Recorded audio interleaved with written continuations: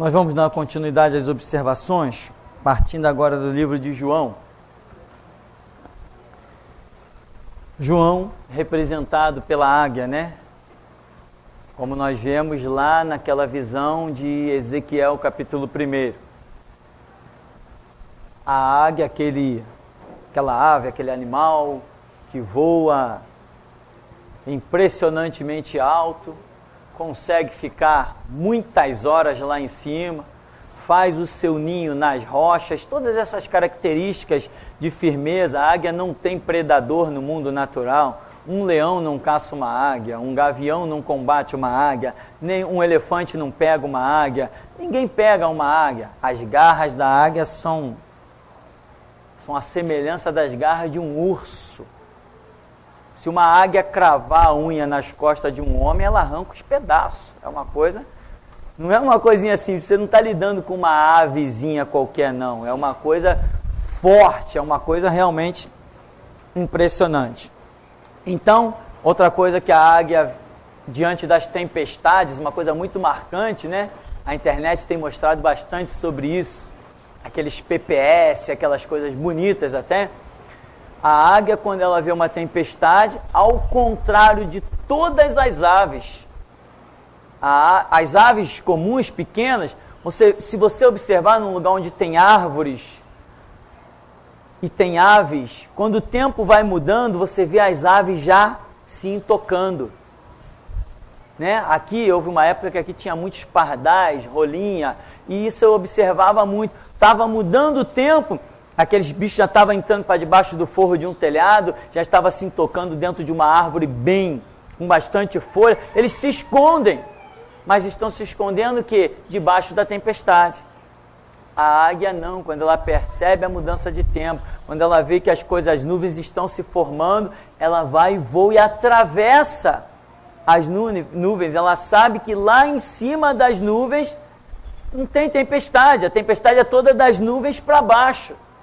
Lá em cima ela está segura e ela fica sobrevoando, ela tem um potencial tremendo para sobrevoar. O tempo que a tempestade durar, ela fica lá em cima, sobrevoando. Não se tem noção de quantas horas uma águia consegue voar acima das nuvens sem ter que pousar e descansar. Então a águia é usada como símbolo da igreja, como símbolo de espiritualidade, como símbolo daqueles que sobrevivem acima das tempestades, como símbolo daqueles que não sofrem os efeitos das tempestades. Amém? Tudo isso é símbolo da igreja, que é representada no Evangelho de João por uma águia. Então, o Evangelho de João, qual é a particularidade do Evangelho de João, uma vez que ele é escrito para a igreja? O que deveria constar nesse evangelho? Se nós fôssemos escrever alguma coisa para algum irmão que precisasse ser fortalecido na doutrina do evangelho, nos conceitos de Jesus Cristo, o que nós escreveríamos? Olha, ontem Jesus curou alguém de câncer. Isso vai animar alguém que está precisando ser fortalecido na sua fé? Pelo menos a mim não me animaria nem um pouco, irmão. A Escritura diz, quero trazer à memória aquilo que me dá esperança. E o que me dá esperança? Se eu estou enfermo e eu recebo uma carta, olha, Jesus acabou de curar. Poxa, aí sim. Mas se eu não estou enfermo, se eu estou debilitado por algum outro fator, por algum outro conceito, eu só quero ouvir o quê? As palavras, os ensinos, os ensinamentos do Senhor Jesus. Então, se eu vou escrever, sim, quando Paulo escreveu cerca de 14 cartas e epístolas, 16 parece, Paulo, em alguma das suas narrativas, Paulo escreveu milagre? Em qual? Paulo escreveu para vários irmãos, Paulo escreveu para várias igrejas, E nós sabemos que os aventais de Paulo curavam enfermos, expulsavam demônios, mas nós não vemos Paulo se prender a nada disso. Irmãos, eu fui preso pelo testemunho da palavra. Eu recebi não sei quantos açoites e tantas quarentenas porque eu anunciei Jesus. Anunciei para o rei, anunciei para o imperador, anunciei para a guarda pretoriana, eu anunciei lá nos gentios, anunciei em Éfeso, anunciei na ilha de Creta, eu anunciei. E Paulo não se prende em detalhe. Os milagres relacionados ao ministério de Paulo foi escrito por outros e não por Paulo. Toda vez que Paulo escreve para as igrejas, não tem nenhum milagre descrito. Timóteo foi Paulo que escreveu, não tem milagre. Tessalonicenses, Filemão, Colossenses, Filipenses, Gálatas, Efésios, tudo que Paulo escreveu, Coríntios, tudo que Paulo escreveu, nós não vemos narrativa de milagre. Por quê? Porque ele está escrevendo para a igreja. O objetivo dele é reforçar a doutrina do Evangelho, é levar ensinamentos. E com o Espírito Santo, se realmente inspirou João com este Evangelho, há de ser direcionado para a igreja. O que vai ser enfatizado nessa história? Ensinamentos, reforço da doutrina. E é isso que nós vemos. Então, nós vamos aqui ao capítulo 1 de João, no verso 5, diz assim: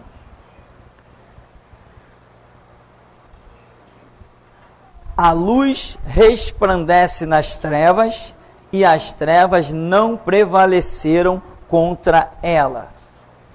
Isso aqui é um ensinamento mostrando a origem do próprio Senhor Jesus. Jesus que se disse, eu sou a luz do mundo, não foi isso? A luz resplandece nas trevas, e as trevas não prevaleceram contra a luz. E nós sabemos, não prevaleceram e não prevalecem, porque nós somos a imagem e semelhança de Jesus, né? Jesus falou, naquele dia vós entendereis que eu estou em vós e que vós estáis em mim. Então, nós e Jesus somos um, porque os objetivos dele se cumprem através de nós, assim como os objetivos do Pai se cumpriram através dele. Então ele disse, eu e o Pai somos um, nunca jamais em numeral, a Bíblia é muito clara. Deus, o Pai, amou o mundo de tal maneira que deu o seu Filho. Os dois estão aí, e mais o Espírito Santo é destacado na Escritura, o ministério de cada um, a obra de cada um, isso aí é muito distinto, só os loucos dizem o contrário. Tem uma doutrina de Satanás por aí, que está dentro de alguns templos babilônicos, que diz que Pai, Filho e Espírito Santo são apenas um. É um Deus que se desmembra em três personalidades. É Mr. M, David Copperfield, e por aí vai. É Batman, é Pinguim, é o Charada. Deus virou um palhaço, um personagem de desenho animado, na visão de muita gente. Não, o Pai, o Filho, o Espírito Santo. Três personagens distintos com um objetivo único.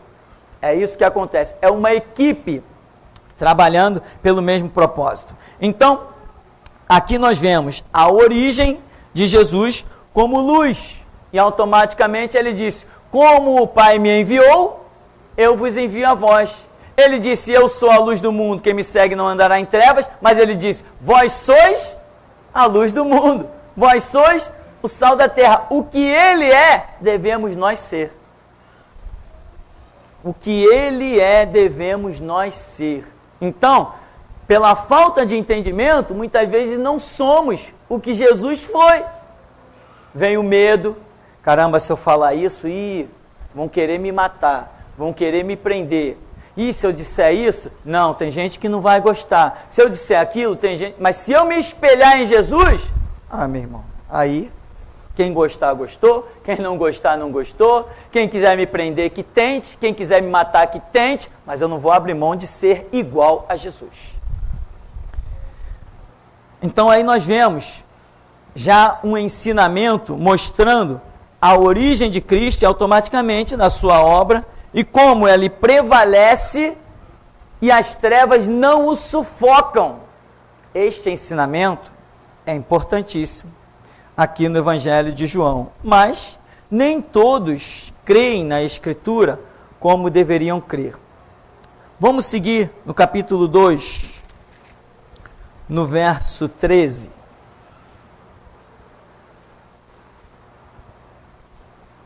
João 2,13 diz assim: Estando próxima a Páscoa dos judeus, subiu Jesus para Jerusalém e encontrou no templo os que vendiam bois, ovelhas e pombas e também os cambistas assentados. Tendo feito um azorrague de cordas, expulsou todos do templo, bem como as ovelhas, os bois, derramou pelo chão o dinheiro dos cambistas, virou as mesas e disse aos que vendiam as pombas: Tirai daqui estas coisas, não façais da casa de meu pai casa de negócio. Lembraram-se os seus discípulos de que está escrito: o zelo da tua casa me consumirá. Perguntaram-lhe, pois, os judeus: que sinal nos mostras para fazeres estas coisas? Jesus lhe respondeu: Destruí este santuário, e em 3 dias o reconstruirei. Replicaram os judeus: Em 46 anos foi edificado este santuário, e tu em 3 dias o levantarás? Ele, porém, se referia ao santuário do seu corpo. Quando, pois, Jesus ressuscitou dentre os mortos, lembraram-se os seus discípulos de que ele dissera isto, e creram na Escritura e na palavra de Jesus. Veja bem, um sinal poderoso de Jesus os levou a despertar a fé na Escritura, na palavra de Jesus. Como esse é bem o objetivo do Evangelho de João. Agora, que ensinamento poderoso nós tiramos aqui?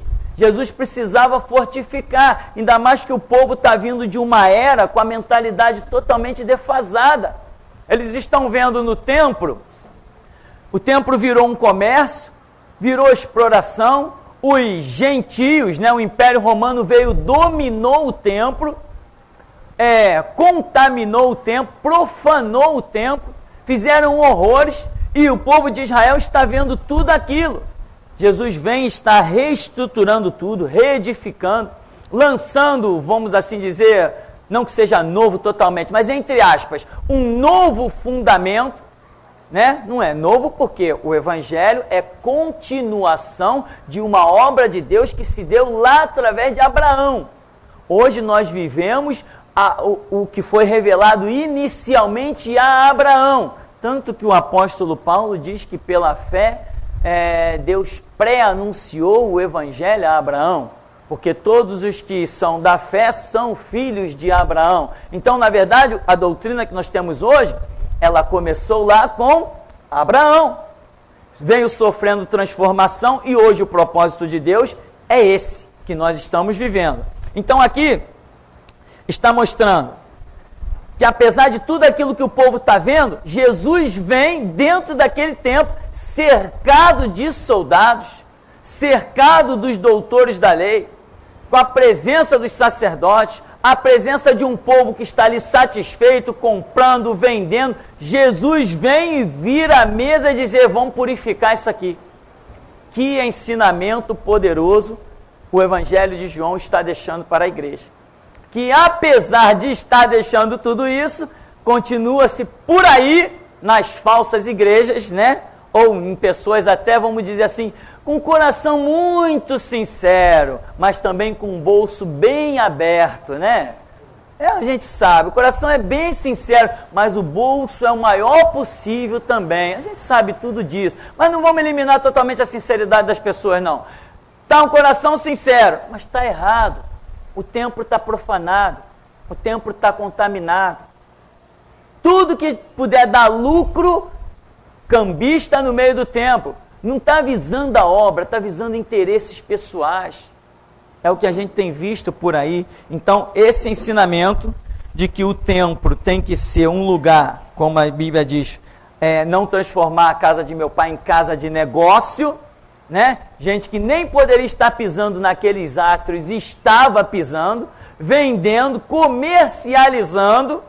Tem muitos detalhes aí que só a história, os livros de história vão mostrar. Ali não tinha só o problema de estar vendendo dentro do templo, porque existia em Jerusalém o mercado do templo. Era onde justamente as pessoas ali, imagina uma pessoa que tinha que atravessar. Lembra quando Jesus subiu com a sua família? Quando ele foi com 12 anos achado entre os doutores? Lembra que Jesus atravessou? Quantos dias depois deram falta de Jesus? 3 dias. Eles ainda estavam na metade do caminho. Não tinham chegado em casa, cadê Jesus? Não. No meio do caminho, depois de 3 dias, né? Foram e voltaram. Depois de 3 dias, acharam Jesus aonde? Lá no templo. Imagina carregar um animal para oferecer sacrifício lá em Jerusalém, numa viagem que durasse aí, sei lá, 5, 6, 8 dias. Todos subiam a Jerusalém para o sacrifício. Se fosse levar o seu animal, água para esse animal, alimento para esse animal, será que esse animal suportaria essa caminhada árdua durante tantos dias? Você está entendendo? Porque ninguém ia de carrocinha, a carroça era coisa para rico. Ninguém ia todo mundo montado em cavalo, em jumento, não, isso era para quem tinha dinheiro. É que nem hoje carro, né? Carro é para quem tem dinheiro. Pouco ou muito, mas tem que ter dinheiro. Só o preço do combustível, misericórdia. Então, meu irmão, o que tinha? Tinha lá o mercado do templo. As pessoas vinham da viagem, ia lá no mercado do templo, o nome era esse mesmo, mercado do templo, comprava lá o seu animal, sua pomba, conforme a sua condição financeira já pré-estabelecida pela regra da lei, e a pessoa ia oferecer o seu sacrifício. Mas quem é que podia estar neste mercado do templo, mercado que pertencia ao templo? Não era qualquer um. E quem está ali na administração? Tudo que é tipo de gente, gente que não poderia estar ali, moedas que estão sendo usadas que não pertenciam ao conceito, tinha uma moeda específica para circular ali dentro. Está tudo errado, está tudo profanado. Que nem hoje. Púlpito é lugar de quem? Púlpito é lugar de pastor. Púlpito é lugar de pregador. Púlpito é lugar de quem ministra a palavra. E hoje, em cima dos púlpitos está o quê? O político, o senador, o prefeito, o governador, não é isso? Outro dia me chamaram lá na Ordem dos Pastores Evangélicos Mundial, que ia ter um camarada lá, ia ter uma reunião, e depois, se alguém se interessasse, poderia ter o contato com um fulano, que ia responder coisas da lei. Tá, eu fui para a reunião. Quando chegou lá, já estava o palco todo montado, aí apresentaram um fulaninho que ia se candidatar. Falei, que covardia, que hipocrisia. Eu poderia ter me levantado ali e ter dito, ó, isso aqui é uma palhaçada. A carta que eu recebi não foi para esse elenco aí, mas simplesmente peguei o que é meu, segui meu caminho e fui embora. Mas hoje, se faz assim, se usa o nome de Jesus Cristo para exaltar o político. Se usa o nome de Jesus Cristo, né? Seu Silas Malafaia que aguarde, porque o que é dele está guardado. Se usa o nome de Jesus Cristo para eleger os seus amigos e ganhar status na presença dos seus amigos. Não é isso que você faz? É claro que é isso que você faz. O templo está profanado. Então aqui eu vejo esse importantíssimo ensinamento do Evangelho de João. Outra coisa que diz aqui, ainda neste capítulo 2, no verso 13,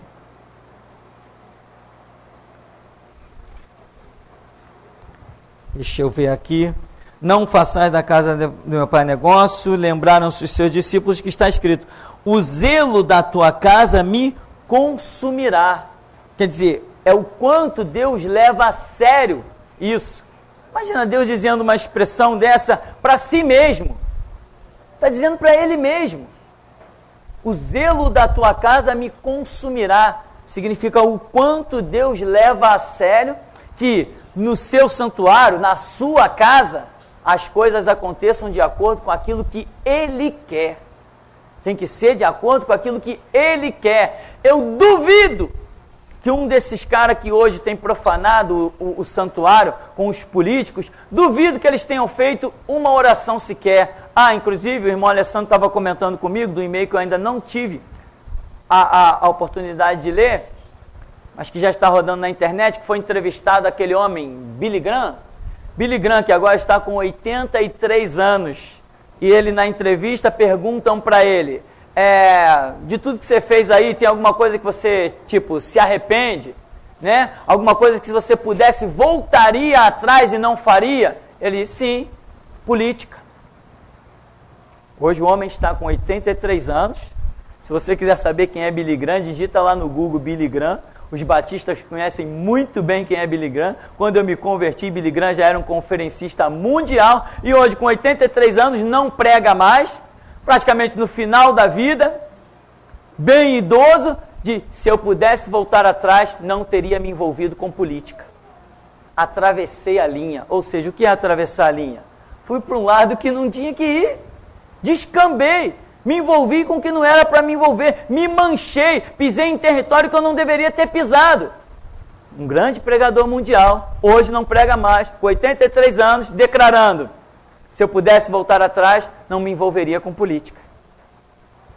Hoje tem uns crentezinhos besta, palhaço, com 6 meses de ministério, 1 ano, andando a tiracola com político, achando que tem destaque, coitado, miserável. Vai ver a entrevista de Billy Graham, com 83 anos nas costas, dizendo: se eu pudesse voltar atrás, jamais me envolveria com política. Se manchou, mas se envolveu, não se envolveu? Agora, meu amigo, águas passadas não movem moinho. O que perdeu, perdeu. Poderia ter sido muita coisa nessa vida. Foi apenas o Billy Graham. Mais nada. Por quê? Porque interrompeu o seu ministério quando ultrapassou a linha. E ele ultrapassou a linha bem cedo, não foi agora não. Tem muito tempo que ele é envolvido com política. Se envolveu com política a tal ponto que apertou a mão do Papa, dizendo: o Papa é um grande homem de Deus. Se o Papa é um grande homem de Deus, eu sou o anticristo. Capítulo 4, verso 19 do Evangelho de João.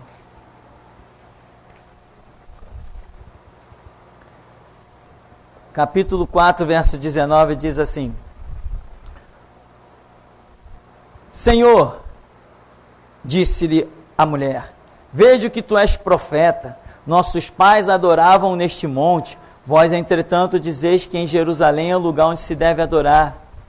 Disse-lhe Jesus: mulher, podes crer-me que a hora vem, quando nem neste monte, nem em Jerusalém adorareis. Vós adorais o que não conheceis, nós adoramos o que conhecemos, porque a salvação vem dos judeus.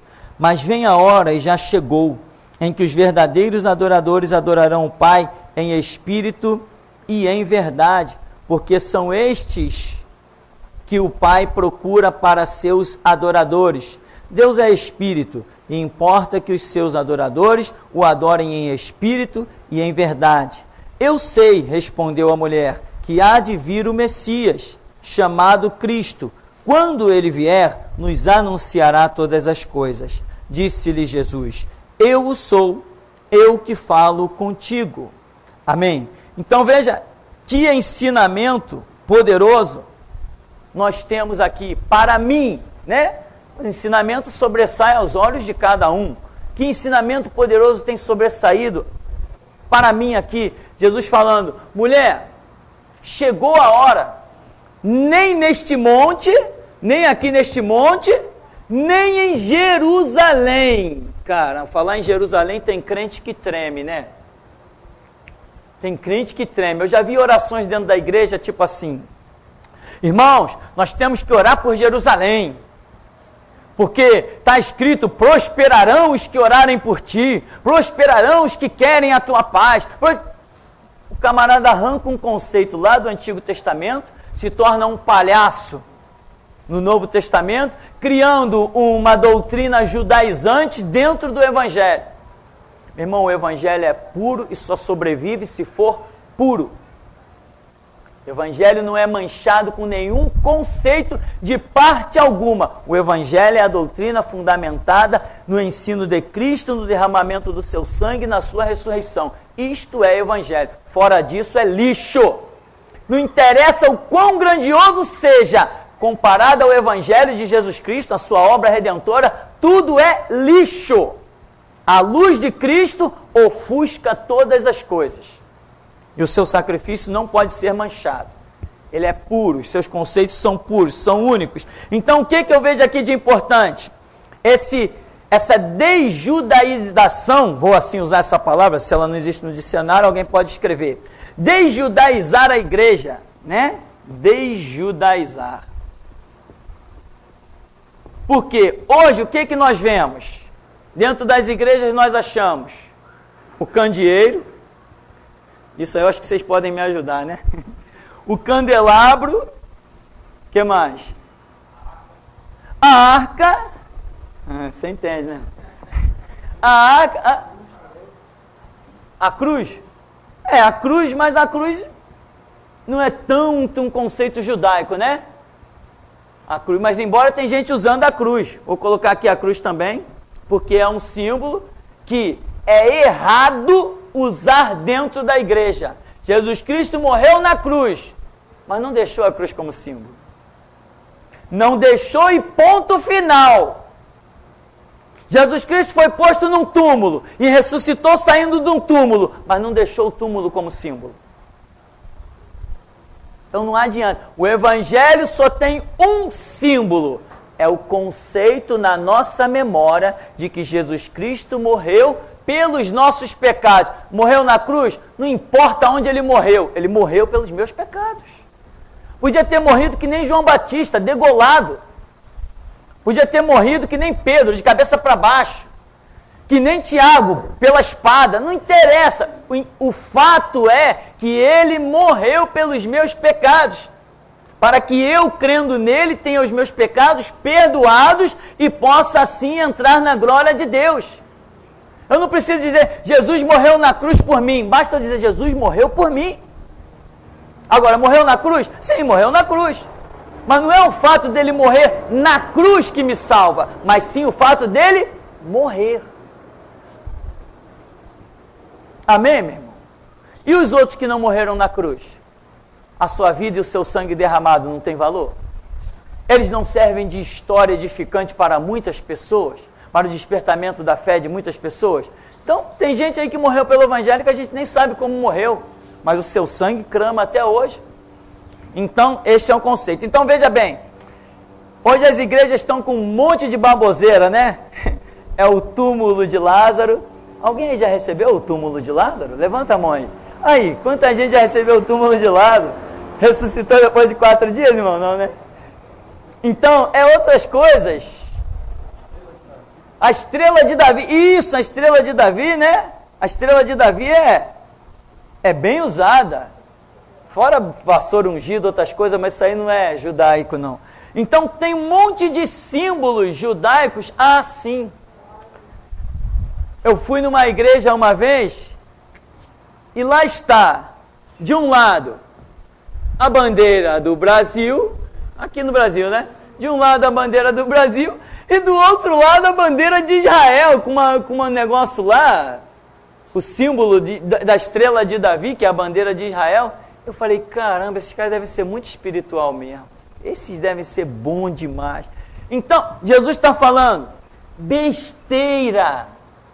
Os verdadeiros adoradores não estão presos a símbolos, a lugares. Você já viu aqueles irmãos dizendo assim, irmão, olha, fui no monte, a oração no monte pegou fogo. Aí eu sempre digo assim, infelizes os nossos irmãos crentes lá de Brasília, né? Planalto Central não tem monte, não tem lugar espiritual para orar. Não tem onde orar, vai orar onde? Aquilo não tem monte, em Brasília. Se quiser ser espiritual, tem que vir morar no Rio de Janeiro, porque aqui é o contrário, não tem Planalto, só tem monte. Aqui só tem morro. Olha só, dá uma olhadinha à tua volta, meu irmão. Aqui só tem morro, aqui é assim, ó. Quando tu vê aquelas filmagens de helicóptero, parece que tu está brincando de tobogã. Então nós somos muito espirituais, porque nós estamos o tempo todo no alto de algum monte. Besteira, Jesus está falando, o conceito não é nada disso. E está aqui escrito, mas ainda assim, né, ontem eu estava lembrando de um grupo né, durante a minha caminhada, quando eu era um pouquinho mais jovem, tinha um grupo que o tempo todo passava aqui na porta. Aí, irmão, vamos? Para onde? Para o monte. Era o Monte Jacó, era o Monte Horebe. Os nomes dos montes, eles mesmos chegavam lá com uma tinta e escrevia, né? Escrevia o nome dos montes. Esse aqui é o Monte Horebe, esse aqui é o Monte Jacó. Aí todo mundo voltava, eram os mais espirituais. Aí ontem eu estava pensando nessa turma toda e dizendo assim, engraçado, o fulano que via a brasa no fogo está em tal lugar, à beira do fogo. O outro que era tão espiritual que tinha visão, que falava língua estranha, coitado, misericórdia. O outro que era tão espiritual e eu que nunca subi em monte, estou aqui fazendo a obra de Jesus. Estou aqui pregando. Estou aqui com trabalhos na internet, estou aqui recebendo direção, estou ouvindo Deus, estou sentindo Deus. As pessoas aí na igreja estão tendo sonhos, visões. Todo dia alguém me participa de um sonho, de uma visão, de situações espirituais. Estão fazendo a obra. Eu nunca subi em monte nenhum, nunca escalei monte nenhum, a nível do que as pessoas dizem. Não, a oração do monte... Não, Jesus está falando, não é em monte, não é em Jerusalém, né? Essa palavra não é lá em Jerusalém. Isso é muito importante. Já viu essas caravanas? Caravana para a Terra Santa, já viu? Aquilo é uma fonte de renda boa. Acho que eu vou abrir uma agência. Aquilo é uma fonte de renda maravilhosa. Como eu já conheci gente dentro da igreja, meu irmão, andando, literalmente andando de queixo em pé, né? Irmão, eu já estive em Jerusalém, já pisei na Terra Santa. Que absurdo! Mas o ensinamento está aqui, em João 4. Não esquece esse papo de Jerusalém. Os verdadeiros adoradores adoram o Pai em espírito e em verdade. Não interessa onde você esteja pisando. Isso não interessa. E quanta gente diz, poxa, a irmã fulana já esteve lá em Jerusalém, entrou no túmulo de Jesus, mas um pouquinho se a pedra rola, ela morria lá dentro. É uma piada, irmão, é muita coisa absurda que nós temos ouvido ao longo dessa caminhada. Então eu considero esse ensinamento que é deixado aqui, como é que diz aquele personagem da televisão? Muitíssimamente importante, né? Para você não esquecer. João capítulo 4. Não tem esse negócio de terra santa, não tem nada disso. O que importa é, a terra santa que Deus procura é os nossos corações. Para nós concluirmos, 5, João capítulo 5, nós vamos nos deparar com um antigo confronto, um confronto que parece que não vai acabar nunca. João capítulo 5, do verso 1 ao 11 diz: passadas estas coisas, havia uma festa dos judeus e Jesus subiu para Jerusalém. Ora, existe ali junto à porta das ovelhas um tanque chamado em hebraico Betesda, o qual tem 5 pavilhões. Neste jazia uma multidão de enfermos, cegos, coxos, paralíticos, esperando que se movesse a água. Porquanto um anjo descia em certo tempo agitando-a, e o primeiro que entrava no tanque, uma vez agitada a água, sarava de qualquer doença que tivesse. Estava ali um homem enfermo, havia 38 anos. Jesus, vendo-o deitado e sabendo que estava assim há muito tempo, perguntou-lhe: queres ser curado? Respondeu-lhe o enfermo: Senhor, não tenho ninguém que me ponha no tanque quando a água é agitada. Pois enquanto eu vou, desce outro antes de mim. Então lhe disse Jesus: levanta-te, toma o teu leito e anda. Imediatamente o homem se viu curado, tomando o leito, pôs-se a andar, e aquele dia era sábado. Por isso disseram os judeus ao que fora curado: hoje é sábado, e não te é lícito carregar o leito. Ao que ele lhes respondeu: o mesmo que me curou me disse: toma o teu leito e anda. Ou seja, aquele homem foi alcançado por Jesus. Jesus, sabendo que não lhe era lícito, dentro da doutrina dos judeus, carregar a sua cama, era sábado, ele poderia sofrer uma série de represálias e sabe-se lá mais o que, se Israel não tivesse ali, debaixo de um domínio romano, este homem poderia até ser apedrejado até a morte.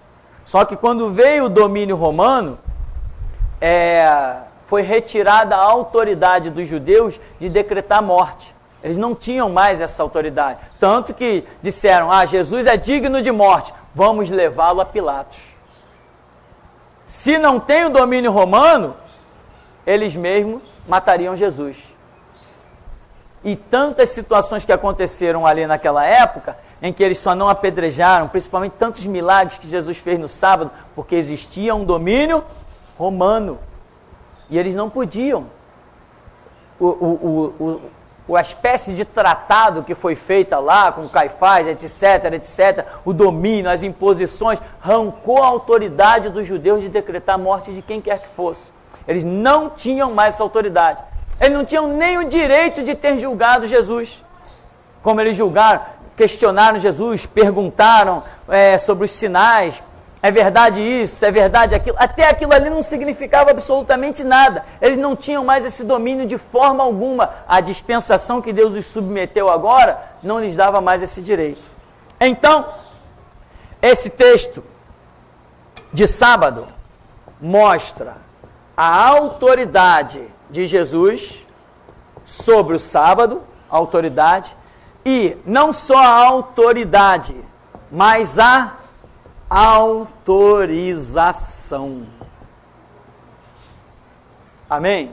Nós vemos a autoridade de Jesus sobre o sábado, em que os judeus não queriam nem que alguém fosse curado no sábado. Jesus mostra autoridade sobre o sábado. Além da autoridade, é demonstrada a autorização de Jesus para com aqueles a quem ele quer, aos seus discípulos, ou aos que ele curava, etc. Também a autorização de exercerem trabalho ou qualquer outra ação no sábado. Este vai ser um motivo, o bendito sábado, que deveria realmente ser bendito, se fosse bem entendido.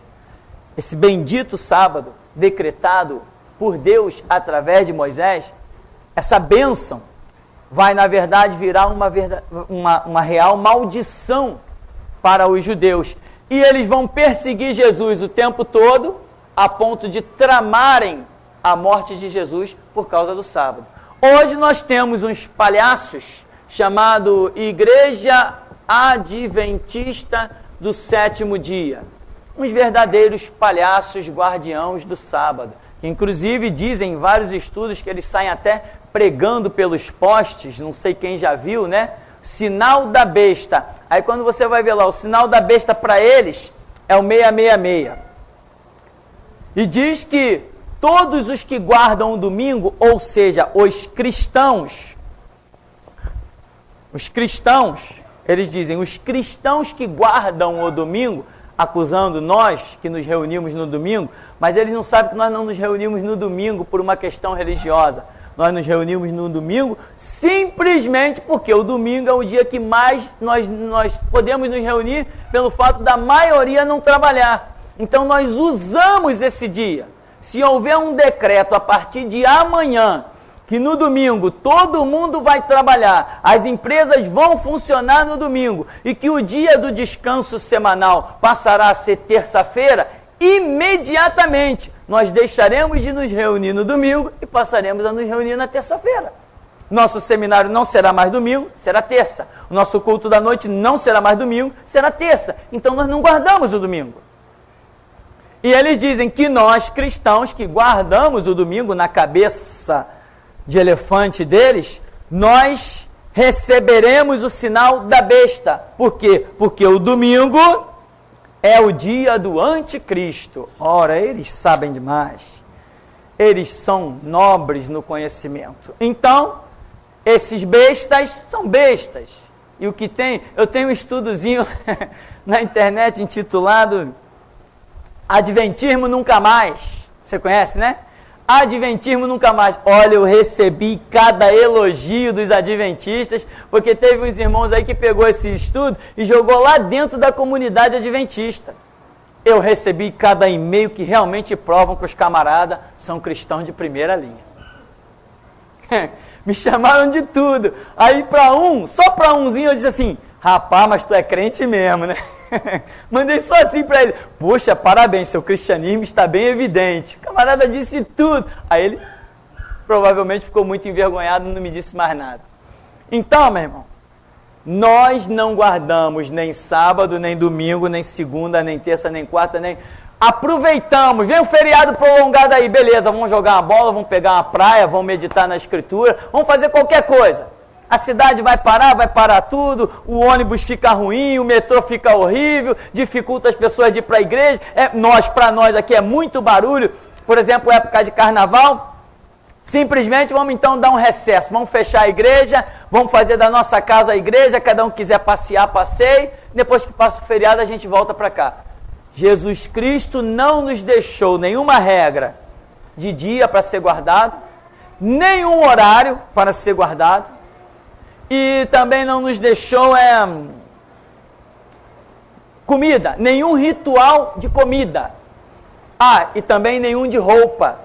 Ou seja, o Evangelho de Jesus Cristo não tem nenhum ritual, vamos assim dizer, a não ser a própria doutrina, a própria palavra. Amém? Podemos ficar por aqui então? Então vamos ficar por aqui agradecendo a Deus nessa hora.